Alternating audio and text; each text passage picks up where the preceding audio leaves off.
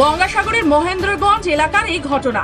আবগারি দপ্তরের পুলিশ গোপন সূত্রে খবর পায় গঙ্গাসাগরের মহেন্দ্রগঞ্জ এলাকায় বেশ কিছুদিন ধরে বেশ কিছু অসাধু ব্যবসায়ী এলাকায় চোলাই মদের ব্যবসা খুলে বসেছেন। আর গোপন সূত্রে খবর পাওয়ার পরই গতকাল গভীর রাত্রে আবগারি দপ্তরের পুলিশ হানা দেয় ওই এলাকায়। আর এরপরই চক্ষু চড়ক গাছ। পুলিশের তদন্তে নেমে পুকুরের পাকের মধ্যে থেকে ব্যারেল ব্যারেল চোলাই মদ উদ্ধার করে পুলিশ। ঘটনায় মনোরঞ্জন নামে এক ব্যবসায়ীকে গ্রেফতার করেছে আবগারি থানার পুলিশ।